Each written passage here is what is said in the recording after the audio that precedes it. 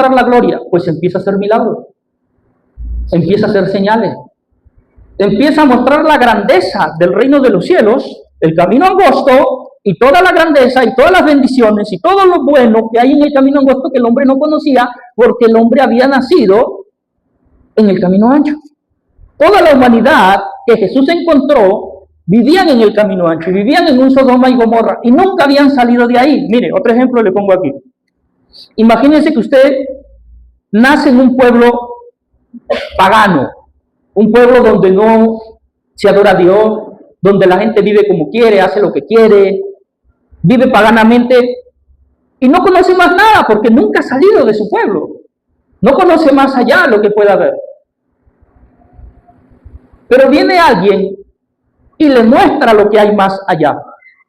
Viene alguien y les dice, miren, ustedes nunca han salido de este pueblo, ¿verdad? Y la gente le responde, no, nunca hemos salido, no conocemos más nada. Pues mira, más allá hay cosas mucho más importantes, más hermosas, hay mucha más vida, hay mucho más de qué disfrutar. Aquí donde ustedes viven, en este lugar, no hay medicina adecuada para su salud, no hay médicos adecuados, no hay una economía adecuada, no hay todo lo que ustedes necesitan, aquí no hay. Ellos no entienden porque pues ellos dicen sí tenemos aquí, porque aquí hemos vivido siempre, creemos que tenemos, bueno, lo suficiente y lo necesario. Le dicen, no, es que ustedes no conocen que del otro lado, al salir de aquí, del otro lado hay cosas mucho mejores para ustedes. Allá, del otro lado, un paralítico puede ser sanado. Del otro lado, un ciego puede ser sanado y puede ver. Del otro lado, un muerto puede ser resucitado. Entonces la gente dice, ¿qué? ¿Estás hablando en serio? Sí, vengan y síganme. Entonces la gente empieza a seguir a Jesús. Y verdad, Jesús empieza a mostrarles que era verdad lo que él estaba diciendo. Entonces Jesús va y sana a un paralítico. Y la gente, wow, este hombre no nos está engañando. Y entonces se encuentra en el camino un ciego. Y lo sana al ciego y ahora el ciego puede ver. La gente, wow, es verdad lo que dice este hombre. Y sucesivamente Jesús iba haciendo milagros, iba libertando, llega donde había un endemoniado que no sé cuántos años tenía ahí endemoniado y todo eso, y Jesús llega y lo hace libre. Entonces la gente empezó a creer y a confiar en Jesús, y a desear ser parte de ese mundo donde Jesús venía. Entonces tenían que dejar el mundo, tenían que dejar Sodoma y Gomorra para ir al mundo que Jesús les ofrecía. Y hasta el día de hoy el Evangelio es eso. ¿Por qué el Señor utiliza este término? Arrepentidos y convertidos. Porque el reino de los cielos está entre nosotros. Se ha acercado, está aquí con nosotros. La puerta del reino de los cielos se ha abierto. Yo soy el que tiene las llaves del reino de los cielos y he venido y he abierto la puerta para que ustedes entren. ¿Pero qué significa entrar al reino de los cielos? Dejar Sodoma y Gomorra. Dejar Sodoma y Gomorra para poder entrar al reino de los cielos. Dejar el mundo. Y empezar a vivir para Dios. Esa es la diferencia. Porque si yo digo que yo creo en Dios, que Dios está conmigo y todo esto, sí, estarías hablando del Antiguo Testamento. Dios estaba en el Antiguo Testamento. Dios estaba con Caín, Dios estaba con Adán, Dios estaba con toda la gente del Antiguo Testamento. Dios estaba con ellos y su misericordia siempre estuvo con ellos. Desde Génesis hasta el último libro del Antiguo Testamento podemos ver que Dios estaba con la humanidad. Envió profetas a esa ciudad pagana de Nínive, envió a Jonás. Y la Biblia de pronto no registra todos los profetas que Dios envió por el mundo. Registra lo más relevante. Pero yo creo que Dios envió millones de profetas por todas las naciones del mundo. ¿Y quién escuchó a los profetas? ¿Y quién se acercó a los profetas? ¿Y quién creyó en los profetas? Fueron muy pocos. ¿Y cómo les fue a los que creyeron en los profetas? Les fue bien. La mujer, que cuando viene Elías y Elías le pide agua, la mujer le dio agua. Y Elías le dijo, Dios bendecirá tu casa si tú me sirves. Y la mujer le creyó y empezó a servir a Elías y realmente Dios bendijo su casa. Había una mujer estéril en Sunem, la sunamita, y llegó el siervo Eliseo por ese lugar y la mujer lo acogió en su casa, le hizo una habitación donde él descansara y Dios le hizo el milagro a la mujer porque era estéril y la mujer tuvo hijos, aun cuando su esposo ya era viejo, tal vez 80 o más años, no sé. y Dios obró milagrosamente y la mujer tuvo hijos. Ese es el Antiguo Testamento. Naamán, el general sirio, que era leproso, alguien le dijo que podía venir al pueblo de Israel, que ahí había un profeta y que ese profeta podría ayudarle. Y Naamán vino y recibió el milagro. Y hay muchas historias en el Antiguo Testamento de infinidad de milagros, sí, pero hay una diferencia entre el Antiguo Testamento y el Nuevo Testamento. ¿Por qué? Porque en el Antiguo Testamento Dios obraba, Dios era milagroso, Dios misericordioso, y Dios hasta el día de hoy sigue obrando con la gente como obraba en el Antiguo Testamento. Pero hay una diferencia. Tú puedes vivir conforme vivía la gente del Antiguo Testamento, en Sodoma y Gomorra. Y aún ahí Dios ayudaba a la gente. ¿Quién vivía en Sodoma y Gomorra? Vivía Lot, y Dios estaba con Lot. Y Dios salvó a Lot. Entonces, pero cuando nosotros decidimos salir de Sodoma y Gomorra, entonces podemos disfrutar de todas las bendiciones que están en el reino de Dios. Todas. Primeramente, el perdón de todos nuestros pecados. Volviendo al tema del rey, Jesús toma la corona que le pertenecía a Adán, que le pertenecía a todo el linaje de Adán. Pues podemos entender en la Biblia que Jesús también es hijo de Adán en la carne, porque pues María es hija de Adán y pues Jesús también viene a ser hijo de Adán. Toma la corona como hombre y él, al morir en la cruz, por pagar por el pecado, le dan el derecho a la llave del reino de los cielos. Después que muere en la cruz. Antes de morir en la cruz, no. Antes de morir en la cruz, Jesús era un predicador, un profeta, el Mesías, si se puede decir, pero todavía no tenía el derecho a tomar las llaves y abrir la puerta del reino de los cielos, porque no había pagado el precio. Cuando Jesús paga el precio en la cruz, resucita, ahora sí puede tomar la llave. Ahora sí Jesús tiene todo poder y todo derecho que Adán había perdido. Mateo capítulo 28 lo podemos leer. Mateo 28, versículo 18. Como le dije hace un momento, anótelo, si no lo puede buscar con facilidad en la Biblia y después lo lee en su casa. Dice Mateo 28, 18.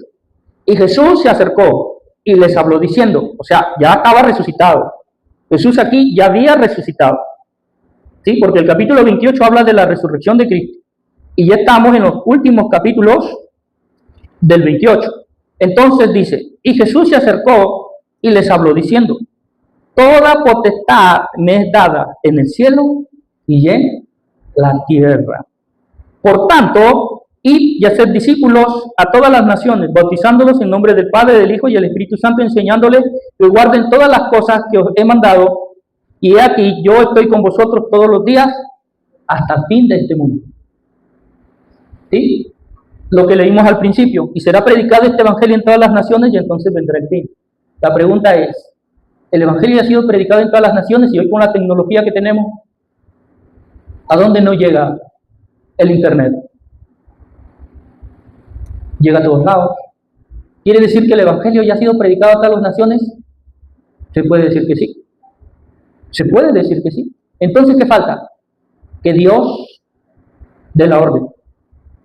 ¿Estamos muy cerca al fin? Sí, somos la generación cercana al fin de este tiempo que Dios ha determinado para dar salvación. Y también el Evangelio habla de ese fin. Tendríamos que ahondar un poco más en el tema del fin. Tendríamos que hablar de la gracia para entender ese tema. Tendríamos que hablar de las 70 semanas de Daniel para hablar de ese tema del fin. 70 semanas están establecidas, dijo el Señor a Daniel. 70 semanas, que son casi 500 años. 70 semanas. Desde la restauración del templo de Jerusalén, ¿sí? Cuando el pueblo volvió de la deportación de Babilonia y todo ello. Y ya han pasado 400 años y más desde ese tiempo. Si eran más o menos de 500, no son 500, pero trato de hablar de números cerrados. Son como 440, por ahí. Imagínense que ya Póngase usted a sacar la cuenta desde ese antes de Cristo hasta hoy. ¿Cuánto tiempo han pasado? ¿Cuántos años han pasado? Y según los estudiosos de la Biblia, estamos ya coronando ese tiempo que Dios estableció, de las 70 semanas de Daniel. Estamos muy cerca porque todo lo indica, las señales, las profecías, todo indica que estamos muy cerca a ese acontecimiento, cuando los cielos se abran y el Señor venga coronado en gloria. Mira lo que dice Apocalipsis 20. Volvamos nuevamente al libro de Apocalipsis. Alabado sea el Señor. Apocalipsis 20, si usted tiene la Biblia, o anótelo.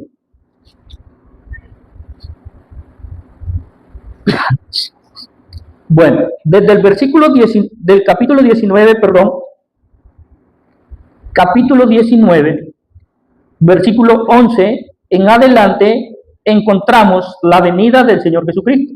Dios le mostró la venida del Señor Jesucristo a su siervo Juan, el que escribe este libro de Apocalipsis. Y dice, 19, versículo 11.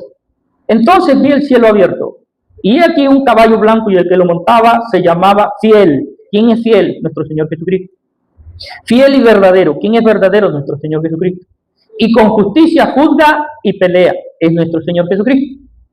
Sus ojos eran como llama de fuego, y había en su boca muchas diademas, en su cabeza, muchas diademas, o sea, su corona. Y tenía un nombre escrito que ninguno conocía sino él mismo. Estaba vestido de una ropa teñida en sangre, y su nombre es el Verbo de Dios, es Jesucristo. ¿Qué más dice? Y los ejércitos celestiales, vestidos de lino finísimo, blanco, o sea, que significa la santidad, y limpio, le seguían en caballos blancos. Se dice que esa es la iglesia. De su boca sale una espada aguda para herir con ella a las naciones, y él las regirá con vara de hierro, y el piso del lagar del vino del furor de la ira de Dios Todopoderoso. Y en su vestidura y en su muslo tiene escrito este nombre: Rey de Reyes y Señor de Señores.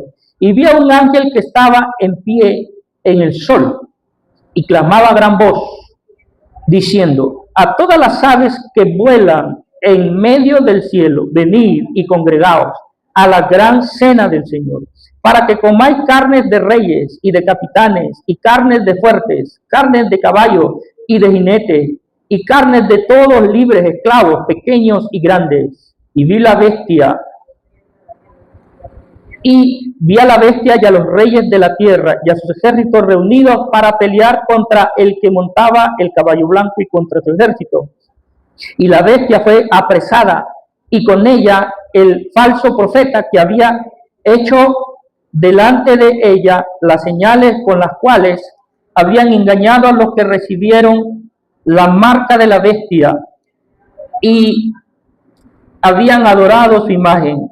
Estos dos fueron lanzados vivos dentro de un lago de fuego que arde con azufre, y los demás que fueron muertos con la espada que salía de la boca del que montaba el caballo, y todas las aves se saciaron de las carnes de ellos. Aquí está hablando de una especie de una guerra que acontecerá cuando el Señor venga, ¿cierto? No puedo ahondar en ese tema porque pues eso es algo muy profundo que yo no tengo un conocimiento amplio de eso todavía. Pero aquí habla de una guerra entre la luz y las tinieblas, entre el diablo y Satanás, entre el imperio satánico y el de Dios. Cuando Él venga a destruir totalmente Sodoma y Gomorra, en un sentido figurado y espiritual. El mundo, la misma Biblia lo dice, es tipo de Sodoma y Gomorra. Y especialmente en ese tiempo, cuando Jesús venga, será un Sodoma y Gomorra, porque la Biblia mismo, Jesús profetizó y dice: cuando el Señor esté cerca de venir, este mundo será como en los días de Noé y como en los días de Sodoma y Gomorra. Lucas capítulo 17. Entonces, imagínense cuando Jesús venga, ¿cómo encontrará este mundo? La pregunta es: ¿yo seré parte de eso? ¿Yo seré parte de los que lucharán en contra? ¿O seré parte de los que vienen con vestiduras blancas y limpios y resplandecientes al lado del Señor Jesucristo? Porque hablaríamos de que primero tiene que acontecer el arrebatamiento de la iglesia, las bodas del Cordero, y después vendrá Jesús con su iglesia, con su esposa, porque ya no será la novia, sino será la esposa después de las bodas, y donde ve el esposo va la esposa. Entonces esa esposa vendrá junto con su esposo a reinar, lo que leímos en Apocalipsis 5, que nos ha hecho reyes y sacerdotes para Dios, su Padre. Entonces, eso es el Evangelio. Cuando hablamos del Evangelio, y será predicado este Evangelio en todas las naciones, y entonces vendrá el fin. Hoy yo estoy aquí predicándoles el Evangelio. En muchas iglesias, en muchos lugares, por las calles, por redes sociales, en la televisión, página impresa, por todos los medios posibles, se predica el Evangelio. Con prodigios, con señales, con milagros, con sanidades, porque ese es el reino de los cielos. Eso es el reino de los cielos. Jesús hacía milagros y señales. Los apóstoles hacían milagros y señales. Y hasta el día de hoy, yo soy un creyente justamente porque no solamente escuché el Evangelio a través de la palabra, sino que también Dios hizo, ha hecho y sigue haciendo milagros y señales en mi vida. Hace un momento una hermana testificaba de cosas que le acontecieron, de cosas que le pasaron. Pero ella dice, finalmente no estoy triste. Finalmente no me siento agobiada, angustiada, ni desesperada. De todo lo que ella dijo mientras testificaba, para mí lo más importante y lo aplaudible de lo que ella dijo es esa parte. Finalmente no me siento mal, no me siento angustiada, no me siento desesperada, me siento en victoria. Esa es una señal. ¿Sí? Cuando un creyente, por más que le pasen cosas difíciles, por más que se encuentre, como dijo David, he estado en lugares de dolor, de angustia. Mi alma estaba angustiada hasta la muerte. En el valle de sombra de muerte, en el valle de lágrimas, infinidad de acontecimientos diversos. Hace poco me llamaba un siervo y me decía, pastor, se murió un familiar muy importante para nosotros. Estamos pasando un momento de dolor. Es parte de la vida de este mundo. La muerte por causa del pecado. Pero finalmente nos levantamos con esa fuerza que nos da el Evangelio del Señor, de que hay esperanza, de que hay vida eterna, de que hay un mañana, de que veremos resucitar Dios a todos, a vivos y a muertos, y estaremos juntos, todos con el Señor. Primera de Tesalonicenses capítulo 4. Ya vamos culminando. Vamos a leer este pasaje que más nos dice el Señor aquí. Primera de Tesalonicenses, capítulo 4. Dice la palabra de Dios en el versículo 13. Tampoco queremos, hermanos, que ignoréis acerca de los que duermen, para que no os entristezcáis como los otros que no tienen esperanza. Porque si creemos que Jesús murió y resucitó, así también traerá Dios con Jesús a los que durmieron en él. O sea, la gente de fe que creyó en Jesús.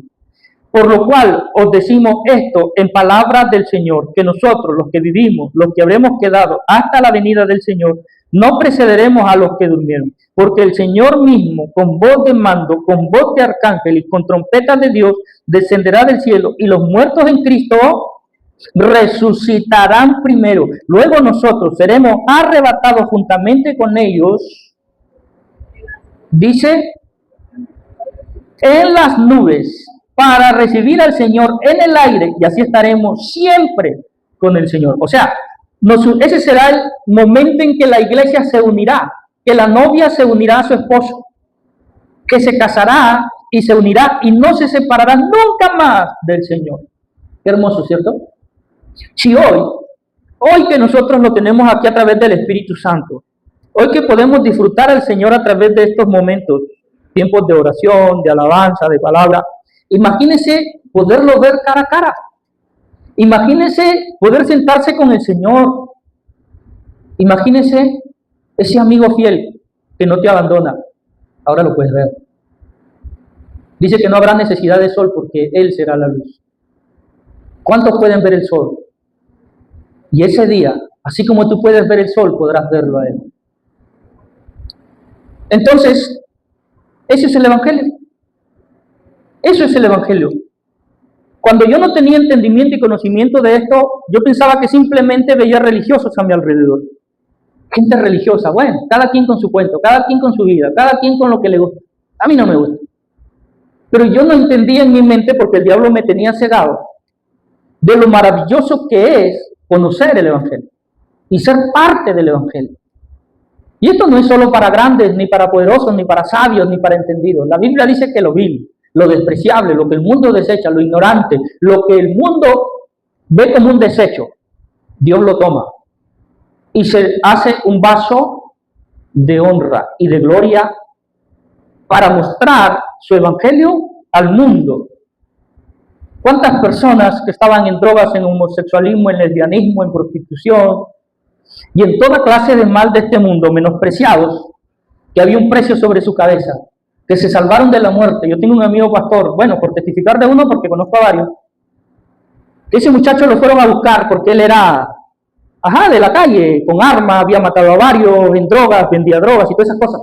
Joven, tal vez tendría unos 25, 26 años cuando vienen a buscarlo para darle muerte. Él huye, trata de huir, pero dice que en el camino igual lo alcanzaron y le dieron. Descargaron un arma sobre él. Pensaron que estaba muerto. Y de pronto alguien lo encuentra, lo llevan al hospital, estaba en UCI, empiezan a sacarle las balas y el hombre no se moría. Los médicos mismos se preguntaban, ¿y por qué este tipo no está muerto? Debía estar muerto. Le habían dado por todos lados. Aunque ninguna bala había tocado alguna parte sensible, el corazón o el cerebro, nada de eso. Habían tocado las balas. Milagrosamente, el hombre, por cuestión de centímetros, no habían tocado sus partes sensibles. Finalmente, el hombre sale del hospital y las balas no habían roto ninguno de sus huesos, ni nada de esas cosas. No habían dañado ni sus huesos, ni nada, ni ninguna, como digo, ninguna parte sensible. Así que él salió caminando. Cuando salió, que ya le dieron de alta del hospital, salió caminando. Pero él fue tocado por el Señor Jesucristo. No recuerdo bien cómo es su conversión, pero el asunto es que él hoy testifica y dice, si yo estoy vivo es porque Dios tenía un propósito conmigo. Él no permitió que yo muriera. Y me mostró su gloria.